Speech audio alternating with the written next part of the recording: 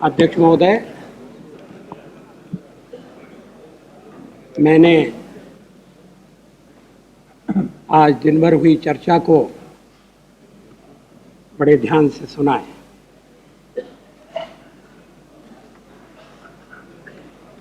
चर्चा में रोशनी कम थी,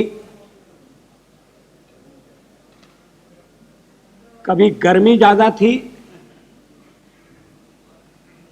तो कभी हास परिहास ज्यादा था।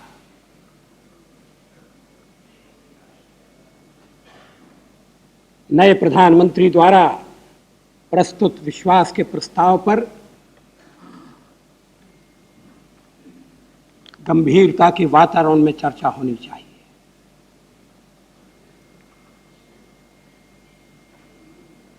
आखिर 10 महीने के बाद देश को नए प्रधानमंत्री की आवश्यकता क्यों पड़ी? हम दावा करते हैं कि भारत संसार का सबसे बड़ा लोकतंत्र संख्या की दृष्टि से है भी, लेकिन राजनीतिक अस्थिरता इस देश के बारे में कोई सही संदेश नहीं देती है।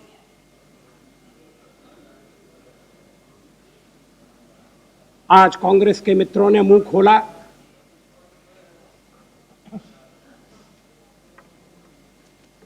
लेकिन बात साफ साफ नहीं हुई। ये कहना कि वो उस दिन नहीं बोले क्योंकि वो देवगौड़ा जी का लिहाज कर रहे थे, किसी के गले के नीचे नहीं उतरेगा। देवेगौड़ा जी को आपने अपना निशाना बनाया था। सारा विरोध देवेगौड़ा जी तक केंद्रित कर दिया था।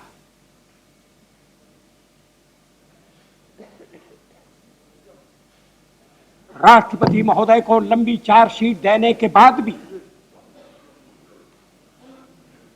और मैं उसका उल्लेख करना चाहूंगा, जो पार्टी पिछले 50 साल से किसी न किसी रूप में शासन से संबद्ध रही है, क्या उसे इस तरह का आचरण करने की छूट दी जा सकती है? क्या जनता के प्रति उसकी कोई जिम्मेदारी नहीं है?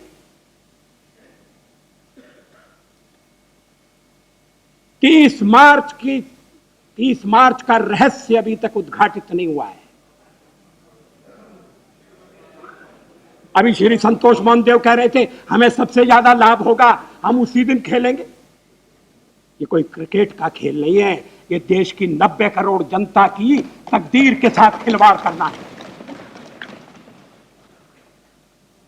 आपने स्वेच्छा से समर्थन दिया था और हमने पहले भी कहा था और आज हम फिर दोहराते हैं कि ये ठीक है कि चुनाव में किसी एक दल को बहुमत नहीं मिला, लेकिन जिस तरह की सरकार बनी उसके लिए भी जनादेश नहीं था। अभी जो संयुक्त मोर्चे का नया रूप आया है नए प्रधानमंत्री के साथ, वो भी टिकाऊपन का आश्वासन नहीं देता।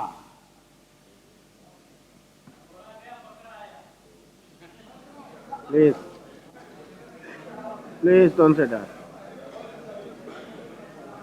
प्रधानमंत्री बदल गए। श्री चिदम्बरम जी मंत्रिमंडल में नहीं है, उन्होंने बहुत अच्छा भाषण दिया, बस एक बात छोड़ दी कि मैं सरकार में क्यों शामिल नहीं हुआ हूं।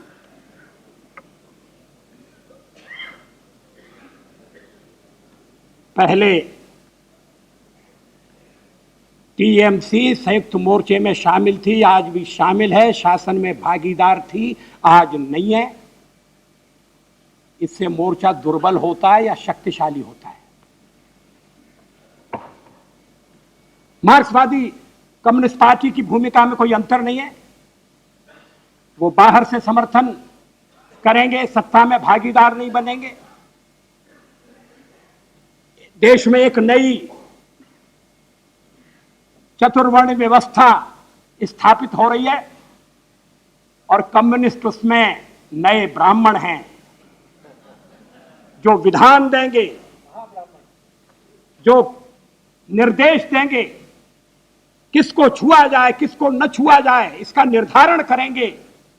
कौन अस्पृश्य है कौन स्पृश्य है इसके बारे में फैसले देंगे, फतवे देंगे, मगर एक साथ बैठकर कैबिनेट की एक टेबल पर बैठकर आदान प्रदान नहीं करेंगे, खाना पीना नहीं करेंगे, क्योंकि वो नई व्यवस्था के ब्राह्मण हैं। क्षत्रिय भी हैं जो समझते हैं कि राज करना हमारा अधिकार है, और इस सदन में खड़े होकर लोकतंत्र के सबसे बड़े मंदिर में खड़े होकर ये फासिस्ट भाषा बोलते हैं कि हम इस पार्टी को आने नहीं देंगे। आप कौन है रोकने वाले? अगर देश की जनता ने तय कर लिया है कि हम वहां आए तो आप नहीं रोक सकते। और यह भाषा जब मैं ऐसे माननीय सदस्य के मुंह से सुनता हूं जिस पर देश की सुरक्षा का भार है, मगर जिसके साथ केवल 17 MP है, यह भाषा लोकतंत्र की भाषा नहीं है। हम आपकी कृपा से नहीं आए, हम भी आपकी कृपा से आए। हमने कभी नहीं कहा, हम यह भाषा कभी नहीं बोलते। दो से दो मर्यादा में चंद्रशेखर जी ने सारी बहस को एक ऊंचे धरातल पर रखने की कोशिश की थी। ये सबसे ऊंचा लोक प्रतिनिधि संस्थान है।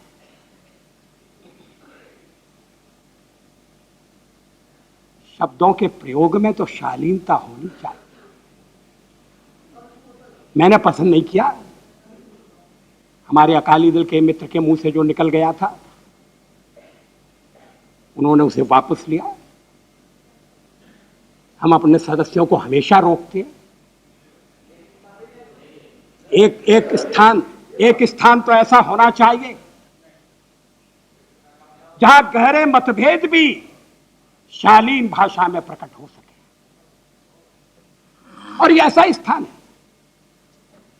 लेकिन आज चुनौतियां दी गई।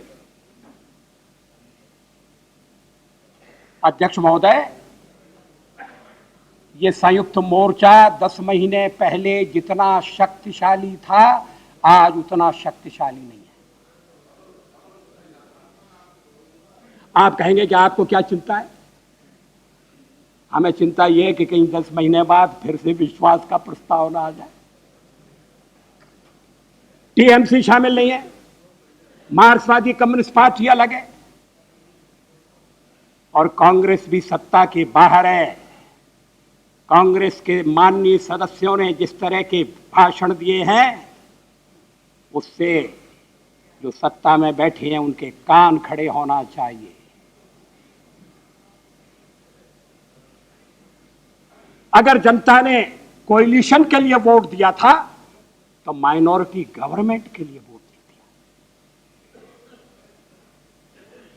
कोएलिशन ऐसा हो सकता था, होना चाहिए था। और आज राष्ट्रपति जी का नाम लिया इसलिए मैं उनका उल्लेख कर रहा हूं। हमने राष्ट्रपति जी से कहा कि आप कांग्रेस को इस बात के लिए तैयार करिए और यूनाइटेड फ्रंट को भी इस बात के लिए तैयार करिए कि वो मिलीजुली सरकार बनाए। 142 का दल बाहर है, मार्क्सवादी बाहर है, टीएमसी बाहर है। ये सब अगर जोड़ लिए जाएं तो 215 होते हैं। 204 हमें भारतीय जनता पार्टी, शिवसेना, समता, अकाली, हरियाणा विकास पार्टी, हमारे तो सरकार में शामिल होने का सवाल ही नहीं है। और बीएसपी भी अलग है। 204 में अगर 204 और 215 जोड़ लिए जाएं तो 419 सत्ता से दूर हैं। 550 के सदन में 419 सदस्य सत्ता से अलग हैं। ये सत्ता टिकेगी कैसे? इसमें तो अस्थिरता अंतर्भूत है, अंतर्निहित है। जब संयुक्त मोर्चा बना, कांग्रेस ने समर्थन देने का फैसला किया, वातावरण अच्छा था।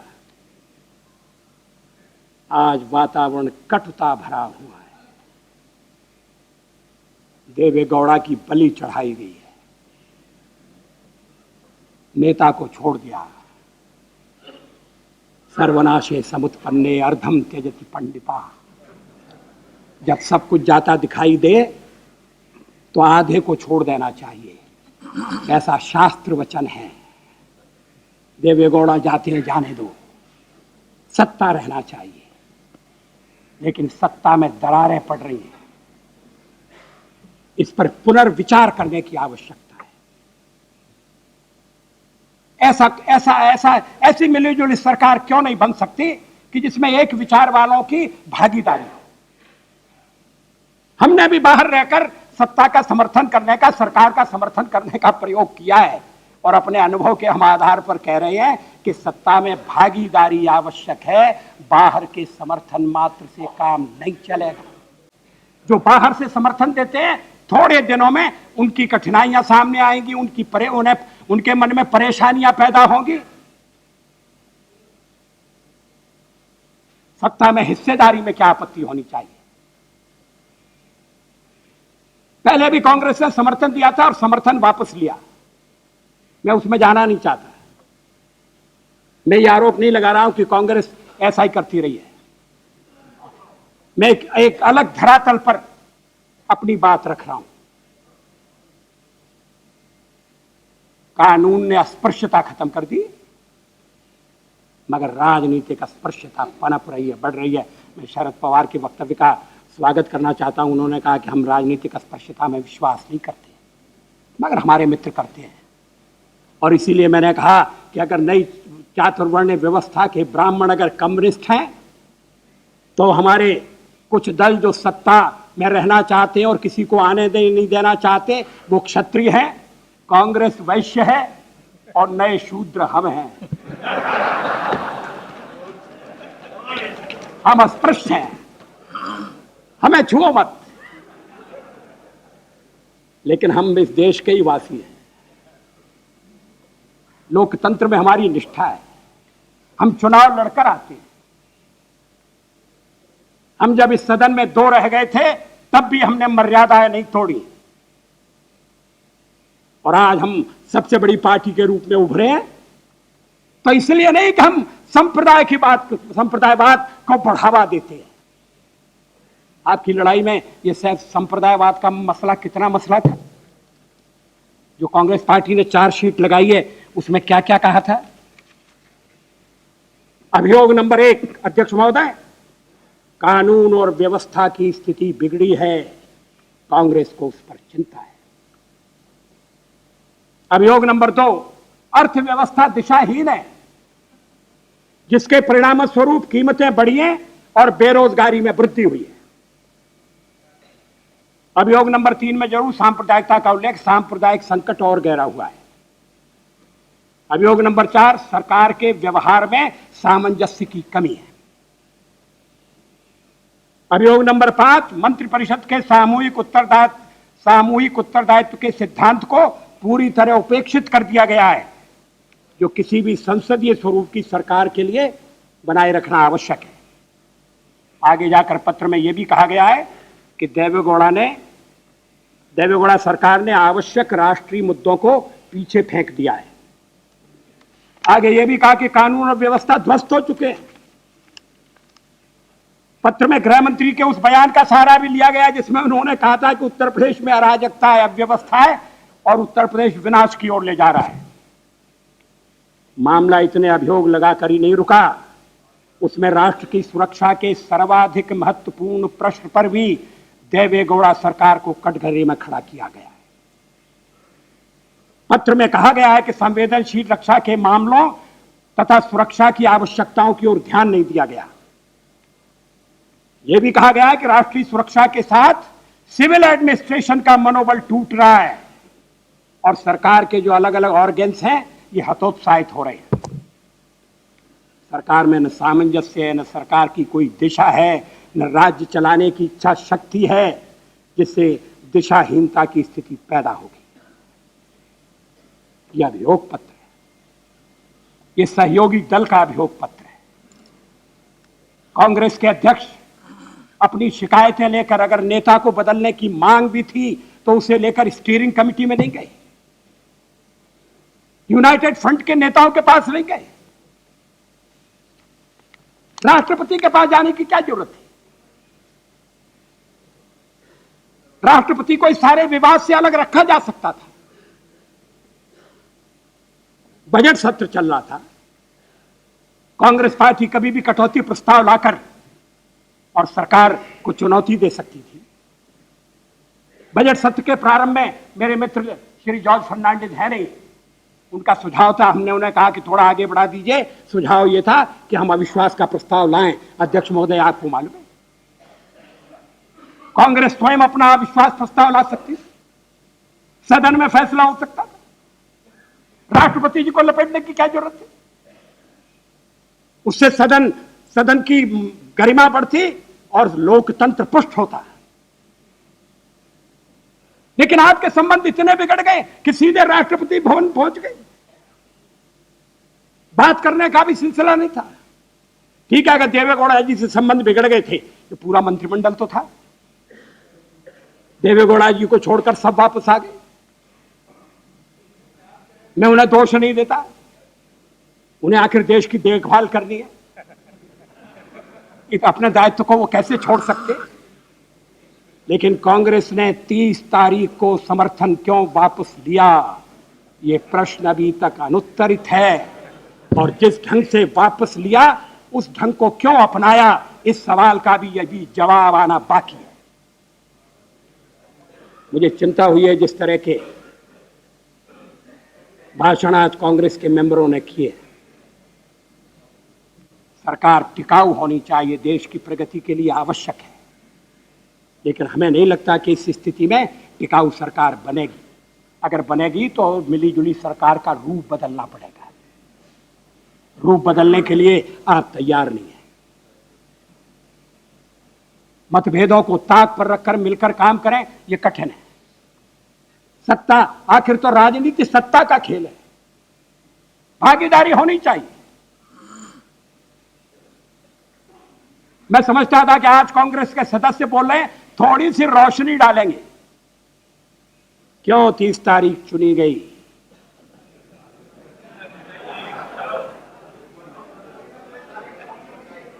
उनतीस क्यों नहीं? 30 मार्च के बाद भी रुक सकते थे। यह अभी तक इस पर पर्दा पड़ा हुआ है और बातें हो रही हैं पारदर्शिता की, बातें हो रही हैं विश्वास की। हमें नहीं मालूम, हम तो आपसे पूछ रहे हैं। आपने शासन का भार संभाला है और आपको समर्थन देने का फैसला किया है, लेकिन हम उत्तर चाहते हैं, देश उत्तर चाहता है। अगर देवेगौड़ा जी का आखिरी भाषण कोई संकेत है तो मैं उसमें थोड़ा सा जाना चाहूंगा। देवेगौड़ा जी ने इस आरोप का खंडन किया कि वो कांग्रेस को बांटना चाहते थे। किसी ने खड़े होकर नहीं कहा कि हां आप बांटना चाहते थे इसलिए संकट पैदा हुआ। कहते हम देवेगौड़ा जी का लिहाज कर गए, उन्हें प्रधानमंत्री के पद से हटाने में लिहाज नहीं किया और सदन में सही जवाब देने में लिहाज कर गए। देवेगौड़ा जी ने यह कहा है कि मैंने जिस दिन कांग्रेस ने समर्थन वापस लिया उसके दूसरे दिन संयुक्त मोर्चों में शामिल सभी दलों से एकत्र होकर पूछा था और उन दलों ने कहा यह आप लोगों के लिए, no you must not resign, you should go before the house, we must test and we must find out who is who. इस आश्वासन पर देवेगौड़ा जी सदन में आए थे। वो तो समर्थन वापस लेते ही इस्तीफा देने को तैयार थे, ऐसा उनका कहना है, और दे भी देना चाहिए था। लेकिन उन्हें आश्वासन दिलाया गया चिंता मत करो। और उस दिन जिस तरह से देवेगौड़ा के भाषण पर तालियां पीटी जा रही थी, मुझे लगा कि ये सचमुच में समर्थन वास्तविक है। उस दिन दास मुंशी ने भी कहा था, I did not accuse you entirely. ये दास मुंशी के शब्द हैं। अगर पूरे मंत्रिमंडल के खिलाफ चार्जशीट थी तो फिर देवेगौड़ा को अकेले निशाना क्यों बनाया? अगर कानून और व्यवस्था ध्वस्त हो गई थी, क्या गृह मंत्री जिम्मेदार नहीं? कॉमरेड इंद्रजीत गुप्ता वापस आ गए, गृह मंत्रालय संभाल रहे, आप संतुष्ट है? कानून और व्यवस्था पहले से बिगड़ी है कि सुधरी है? पिछले 3 हफ्तों में देश की हालत में बिगाड़ हुआ या सुधार हुआ है? आपने सुरक्षा का मामला भी नहीं छोड़ा, रक्षा मंत्री बैठे। क्या रक्षा मंत्री अपने कर्तव्य पालन में विफल रहे? क्या राष्ट्रीय रक्षा के तकाजों को नहीं देखा गया? यह आपका आरोप है, और आरोप कोई छोटी अदालत में नहीं लगा है, राष्ट्रपति के यहां। और चार्जशीट कहां गई? चार्जशीट के बाद सब जैसे का तैसा चलेगा, आप आशा करते हैं? यूनाइटेड फ्रंट ने देवेगौड़ा की बलि चढ़ा दी, लेकिन कोई बुनियादी ढांचे में परिवर्तन नहीं हुआ है। देवेगौड़ा जी ने उस दिन उनसे बहुत पूछा गया, कहते हैं वो घायल सिपाही थे। किसने घायल किया?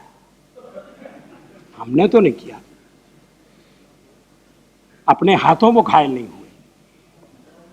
आप समर्थक थे और वो उनकी फौज के सिपाही थे।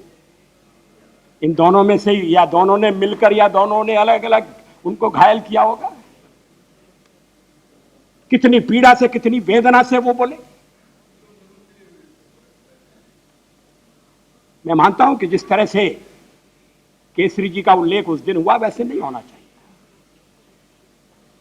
लेकिन केसरी जी का उल्लेख करने से आप बच कैसे सकते हैं? अब राष्ट्रपति को पत्र लिखा कांग्रेस अध्यक्ष ने, कांग्रेस अध्यक्ष केसरी जी है, अगला अध्यक्ष बनने की तैयारी कर रहे हैं। बनेगा या नहीं मैं नहीं जानता, और बनने के लिए आगे क्या होगा ये भी मैं नहीं कह सकता। इसकी कोई भविष्यवाणी करना बहुत मुश्किल है। लेकिन देवेगौड़ा जी ने जो कुछ कहा वो मैं उद्धृत करना चाहता हूं।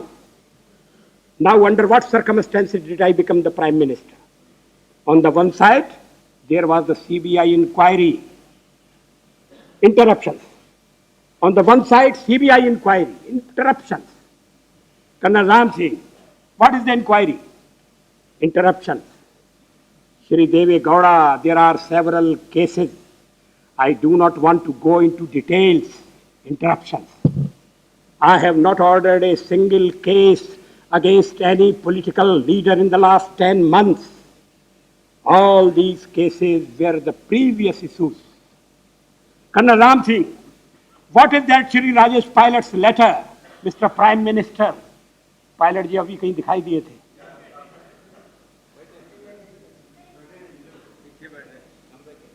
Mr. Prime Minister, that was the question. What is that Shri Rajesh Pilot's letter? Deve Gowda ji, I have not passed orders about anybody or to hold an inquiry or to conduct an inquiry by the CBI in the last 10 months. But I have not interfered. I have not interfered in any case, including that of my own chief minister. My own party's prestige is involved here. Whether things are moving in the right direction or not, I do not want to comment on that. ये chief minister कौन है?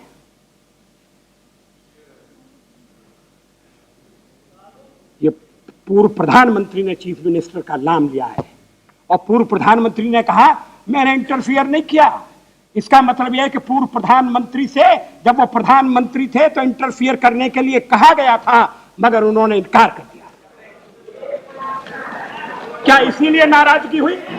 क्या इसीलिए उन्हें हटाने का षड्यंत्र किया गया? अध्यक्ष जी एक सेकंड। अध्यक्ष जी, आदरणीय अटल जी से मैं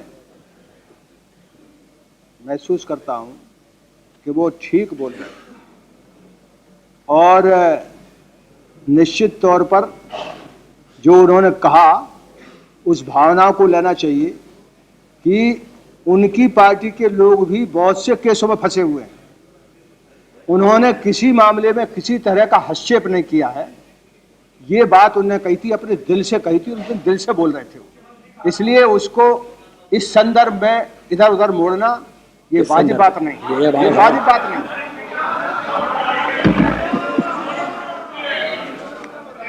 अध्यक्ष महोदय, मैं कोई तोड़ मोड़ नहीं कर रहा हूं, मैं शब्दों का सीधा साधा अर्थ निकाल रहा हूं। उन्होंने ये साफ कहा कि जिन पर आरोप है और जिनकी जांच हो रही है उनमें एक उनकी पार्टी का मुख्यमंत्री भी है। यही तो मैं कह रहा हूं। मगर यादव जी, आपको थोड़ा मुझसे ज्यादा पता होना चाहिए। कृपया बता दीजिए सदन को वो कौन मुख्यमंत्री है। ये आप भी जानते हैं। नहीं, यानी लालू प्रसाद जी हमारे अध्यक्ष हैं। फोर्डर स्कैम की इंक्वायरी चल रही है और इंक्वायरी चल रही है, उस इंक्वायरी के कोई नतीजे नहीं आए हैं। उसके पहले ही शक कर देना, इसके पहले ही कोई चीज को इशारा कर देना, ये वाजिब नहीं। अटल जी, अटल जी, यानी अध्यक्ष जी अडवाणी जी के ऊपर आरोप रहा है। एक मेंबर ने हमने कभी नहीं कहा होगा कि वो वाजह कोई गड़बड़। हमने नहीं कहा, बरी होगा, हमने नहीं कहा। आपसे भी कह रहा हूं मैं कि एक इंक्वायरी चल रही है और अभी कोई बात फैसला नहीं आया है। इसके पहले भी आप कोई मोटिव रखेंगे, ये वाजिब बात नहीं। अध्यक्ष जी, मेरे मित्र श्री शरद यादव, श्री लालू प्रसाद यादव की अडवाणी जी के साथ तुलना न करें। अडवाणी जी पर आरोप लगा, अडवाणी जी ने लोकसभा की सदस्यता छोड़ दी, पार्लियामेंट आने से मना कर दिया और कहा कि जब तक आरोप हटेगा नहीं मैं चुनाव नहीं लड़ूंगा। और आपके मुख्यमंत्री जेल में, आपके मुख्यमंत्री ये घोषणा कर रहे हैं कि अगर उन्हें जेल में भेज दिया गया तो वहां से भी मुख्यमंत्री का काम चलाए। अटल जी, आप अकेले ऐसा मत समझिए, इस पार्टी में भी लोग हैं। मैं भी था सदन में इसमें, और आप कंपैरिजन की बात करते हैं, यानी इस सदन में हम भी थे। हमने कोई गुनाह नहीं किया, हमको भी यहाँ फंसाया गया। और सच्चे लोगों का आज भी जो बिहार में है, पानी का दूध होगा, तब आप कोई बात कहेंगे तब मैं मानूंगा। इसके पहले मत कहीं तुलना जो है। हाँ ठीक है, हम लोग मतलब है ना बहुत हजारों वर्षों में पहली बार आए, हमारी और आपकी तुलना नहीं हो सकती। वाजिब बात है, वाजिब बात है। आपकी जवाब बहुत बढ़िया है, ये पूरा सदन आपका है, हम सब जानते हैं। लेकिन ऐसा मत करिए कि हमारे ऊपर आरोप लगने के पहले लग जाए तो जरूर आप कहिए, मैं आपको नहीं रोकूंगा। कंपैरिजन करना और तुलना करना, सही बात कर रहे हैं आप, हमारी तुलना नहीं हो सकती है, हमारी उनकी तुलना नहीं हो सकती है, आपकी और हमारी तुलना नहीं हो सकती है। हम जब बोलेंगे हमारी बात नहीं छपेगी, आपकी सब पूरी बात छपेगी। हम सब जानते हैं इसको, बात मत करिए, इसको इस बात को मत लगाइए। यानी इस सदन में आप भी बोल रहे हैं बजट पर और मैं भी बोला हूँ, आपका पूरा बयान पूरे देश में छपा है और मेरा 5 लाइन नहीं छपा है। हमारे आप में अंतर है, जरूर अंतर है। आप जो अभी वर्ण व्यवस्था की बात कर रहे थे, आप वर्ण के मतलब वर्ण के और प्रवाह के आदमी है अटल जी, इसलिए आप मौज में हैं। आप इसलिए मौज में हैं। हम में और आप में जरूर अंतर है, इसमें कोई शक नहीं। हमारी आपकी तुलना नहीं हो सकती।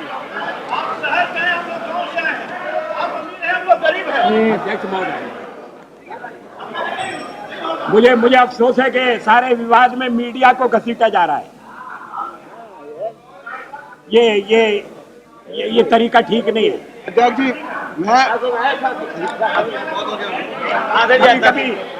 कभी मेरा वक्तव्य भी नहीं चलता, 2 बार नहीं हम कहेंगे और आपका छपता। आपने कहा कि ठीक कहा मैंने, सच नहीं, मैं इन नहीं कर रहा हूं।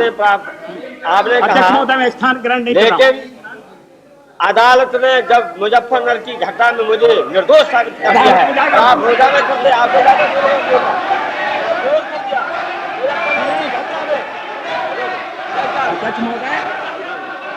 और रोजाना आप बोलते हो, तो कभी सदस्यों को नहीं स्वीकार करते।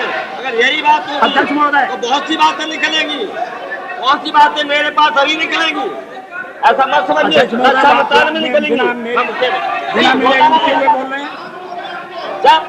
इजाजत दी, मुजफ्फरनगर की घटना में जज का जजमेंट आ गया है, हमारे ऊपर कोई आरोप नहीं, उसके बाद ही एक यह है बात, यही रोजाना बोला जाता है। और अगर ये है तो एक एक फाइल देखी जाएगी तो बापू को पता चल जाएगा।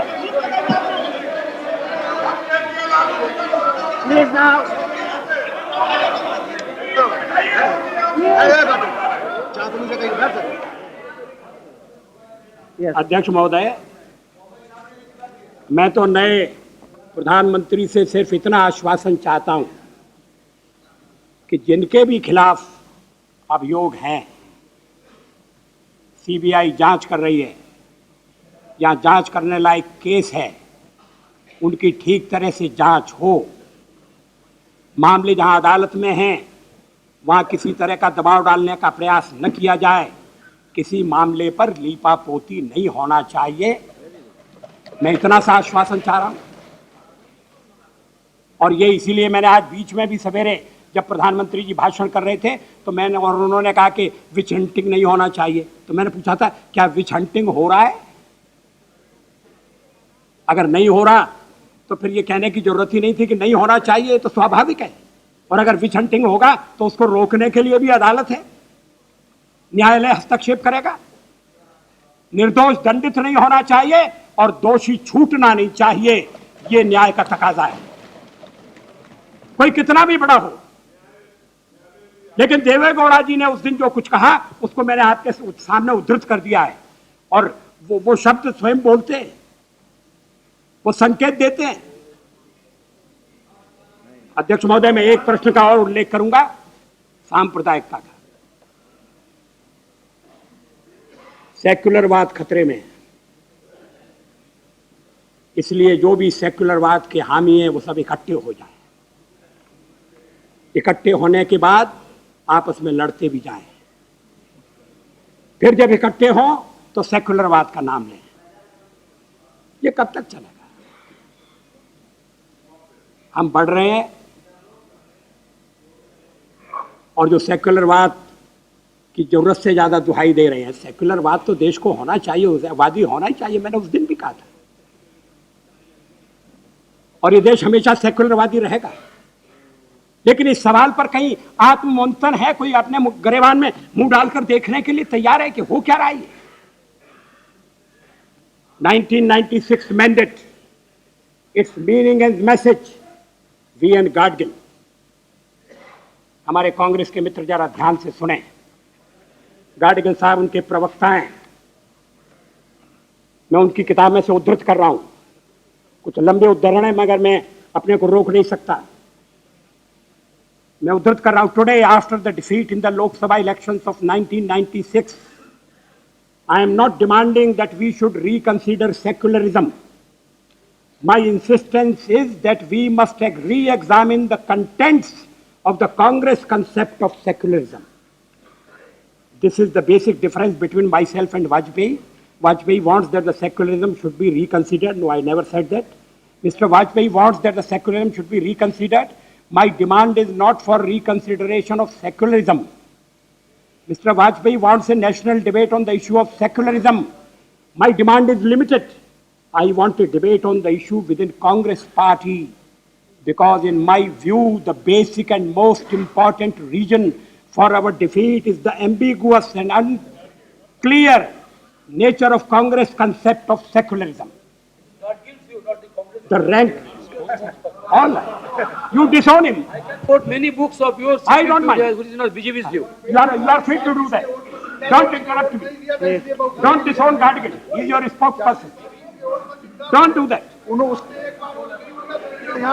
The rank and file of the Congress party. Listen what Gadgil says. The rank and file of the Congress party is totally confused about Congress concept of secularism. Gadgil साहब ये नहीं रुकते, आगे कहते हैं, the second reason for defeat of Congress is unclear and ambiguous nature of Congress concept of secularism. Does it mean dharma nirpekshata or sarva dharma samabhav? The word dharma nirpekshata gives an impression that Congress is opposed to any kind of religion. In other words, Congress stands for atheism. The result is that both Hindus and Muslims are alienated by dharma nirpekshata concept of secularism. If by secularism Congress means sarva dharma sambhav, neither Hindus nor Muslims find it in the behavior and action of the Congress party. Many Muslim friends say to me, the lock of the Ayodhya temple was broken during Congress regime. Shilanyas was performed during Congress regime, and the mosque was destroyed during the Congress regime. Is this secularism?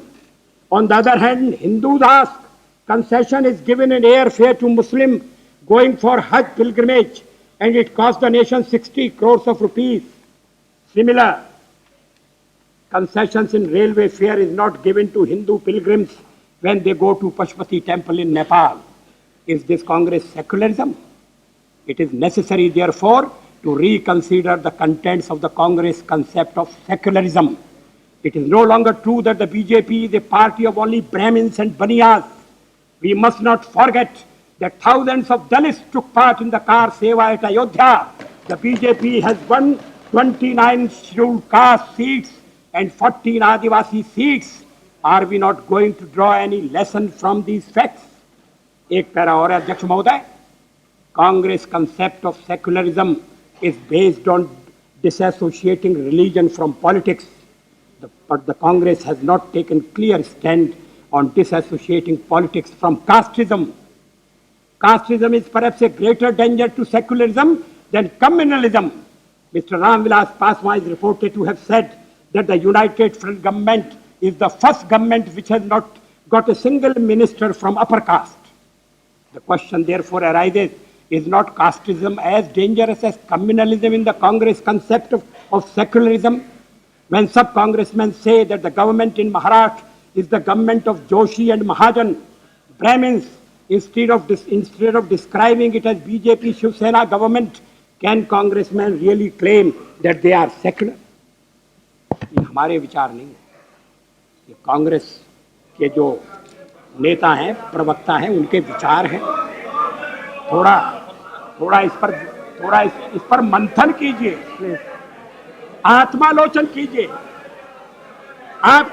आपका जिस अनुपात में आपका कोसना बढ़ रहा है, उसी अनुपात में हमारा प्रभाव बढ़ रहा है, शक्ति बढ़ रही है। ये सेक्युलरवाद की पराजय नहीं हो रही। सर्वधर्म निरपेक्षता, सर्वधर्म समभाव, ये सही अनुवाद है। सेक्युलरिज्म का सही अनुवाद है सर्वधर्म समभाव, संप्रदाय निरपेक्षता, धर्म निरपेक्षता नहीं। ये देश कभी अधार्मिक नहीं हो सकता, धर्म विरोधी नहीं हो सकता, इसको समझना चाहिए। एक मिनट। हाँ पंडित जी महाराज, आप जरूर बोलिए। ये तो अच्छी बात है कि धर्म, वैसे पंडित जी के लिए सर्वधर्म समभाव तो ठीक बात आप बोल रहे हैं, लेकिन उसमें अलाउड है कि किसी का मस्जिद तोड़े और रोज रोज धमकी दे कि ये मंदिर तोड़ेंगे। ये हम आपसे जानना चाहते हैं कि मथुरा का, बनारस का रोज रोज ये आपके मुताबिक आप जो सिद्धांत दे रहे हैं उसी में हो रहा है, और वही धर्म सर्वधर्म समभाव है, ये हम जानते। अध्यक्ष महोदय, जो प्रश्न खड़ा किया जा रहा है, उस प्रश्न का उत्तर महाराज, पंडित जी महाराज, आपको मालूम है, हम कई बार ये स्पष्ट कर चुके हैं कि अयोध्या में जो कुछ हुआ वो एक दुर्घटना थी, वो एक हादसा था। अगर अब आप सुनिए, किसी को ब्लेम करने की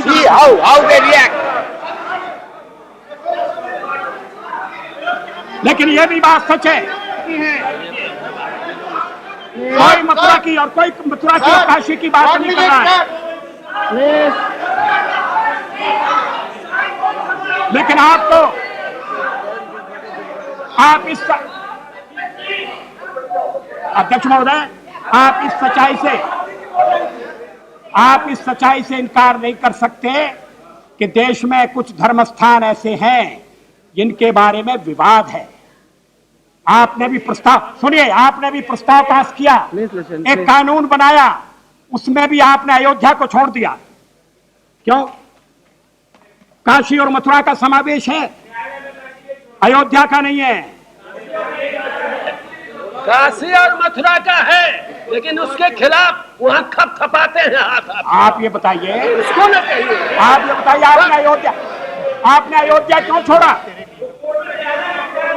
और जो थपथपाते हैं उन्हें थपथपाने दीजिए। आप मगर सांप्रदायिकता को थपथपाने का गुनाह मत करिए। एक तरह की सांप्रदायिकता को बढ़ावा देकर आप दूसरे तरह की सांप्रदायिकता से नहीं लड़ सकते, ये ध्यान रखिए। One question which he asked me, I could not reply to his satisfaction. I would like to ask Vajpayee ji, will you kindly कृपा करके this house को बोलेगा 6 December 1992, what was the auspicious day to break Babri Masjid? Why not 5th December? Why not 7th? Why not 10th? Please, I want to understand. I'm a novice in politics. अध्यक्ष महोदय, उस समय कांग्रेस की सरकार थी, नरसिंह राव जी प्रधानमंत्री थे। अगर जानकारी प्राप्त करना है तो पड़ोस से जानकारी ले लीजिए, इतनी दूर की यात्रा क्यों करते हैं? Sir, Mr. Speaker, sir, Vajpayee ji will kindly respond. That was a matter that what they call structure, what my friends there call structure at Ayodhya, we call Babri Masjid. That was subject matter of judicial proceedings. The state government had given a solemn assurance to the nation and to the Supreme Court of this country to protect it. Now, what did you do? What your party, what your government there did do to protect this? Therefore, instead of that, not one word of condemnation has been made. That's what we want to know. How can you say just because, sir? I'm not replying.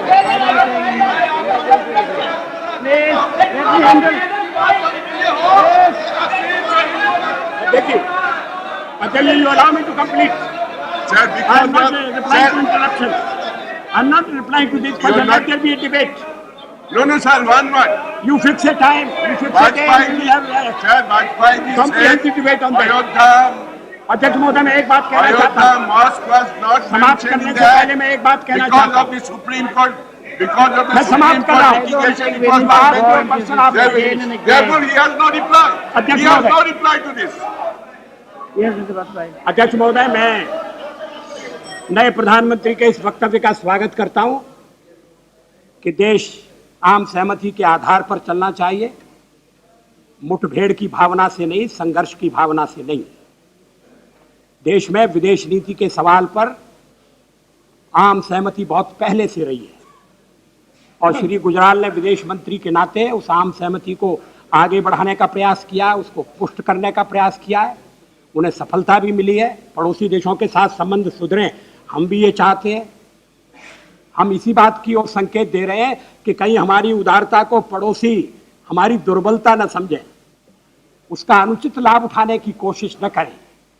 ताली दोनों हाथ से बजती है, लेकिन जहां तक देश को चलाने का सवाल है, अगर नए प्रधानमंत्री आम सहमति के आधार पर सबको साथ लेकर चलना चाहते हैं तो हम उन्हें रचनात्मक सहयोग का आश्वासन देते हैं और हम चाहेंगे कि देश आगे बढ़े, मतभेदों के बावजूद आगे बढ़े, सत्ता के संघर्षों के बावजूद आगे बढ़े और उसे आगे बढ़ाने का एक तरीका, इतना बड़ा देश, इतनी विविधता, इतना पुराना देश, ये अगर चलेगा तो आम सहमति के आधार पर ही चलेगा।